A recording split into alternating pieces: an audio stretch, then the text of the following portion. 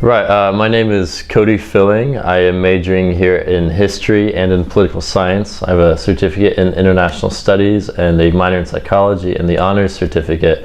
And I'm looking to graduate at the end of this semester, so that'll be spring 2017.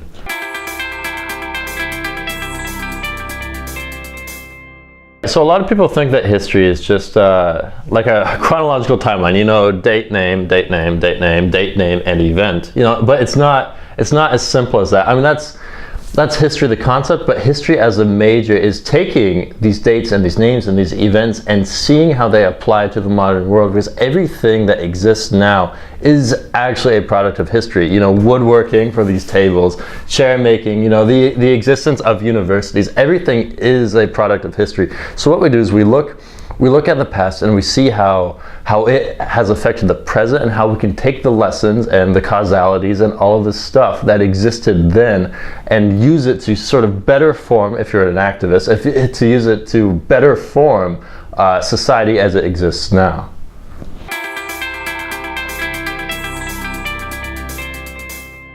With history, it's not exactly as is commonly believed. I mean, like, if you have a nursing degree, you tend to enter nursing. A teaching degree, you tend to be a teacher. With history, you can be a historian, absolutely, but you don't have to be a historian. And not every single person who walks out with a history degree is even interested in being a historian, him or herself, at least professionally.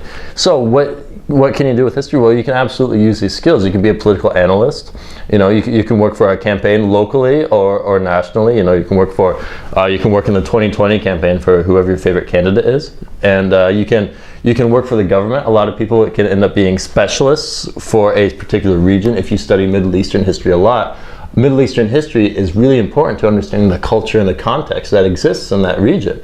And that region is extremely important for U.S. foreign affairs. So the U.S. government is interested in people who understand how these different societies have been built and how they function at the present.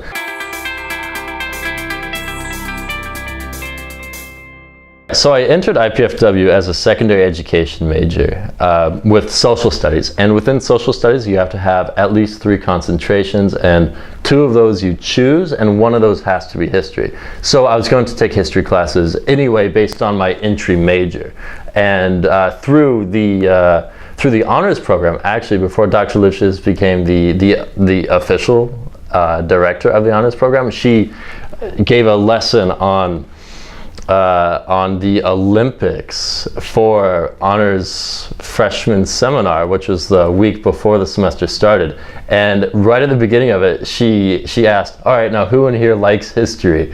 And I was the single person who raised his hand, and there were maybe 30 of us, and there were 30 plus, I'm sure. It was a large number. And out of all of us, I was the single person to raise my hand. And immediately that's how my relationship with Dr. Lifshitz and the history department at large started. And then after that, within a week, her very successful propaganda campaign convinced me to become a history major, and through that I have then explored what else the people in the liberal arts building have to offer, and from there I branched into international studies, and then now I've branched into political science as well, and I've really found a home.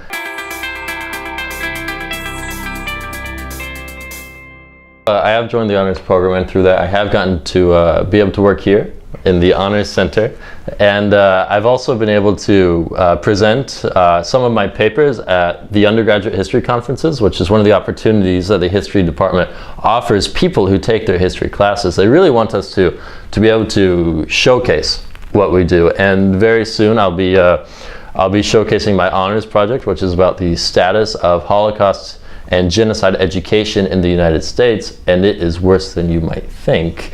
Not the project, hopefully, but the status.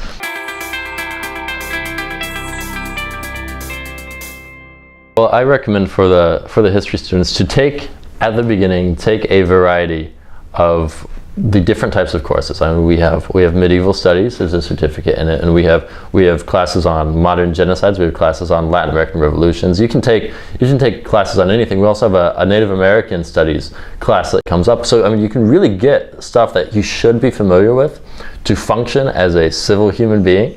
I mean, you can take a shotgun approach, and then you get a really wide base of knowledge. Or if you already know what you want to do, instead of having that wide base of knowledge, which is extremely important, and I don't wish to diminish it, but if you can specialize just a little bit, maybe by doing the honors project available through the honors program, you can angle yourself towards what you want to do, and that can really help you down the road.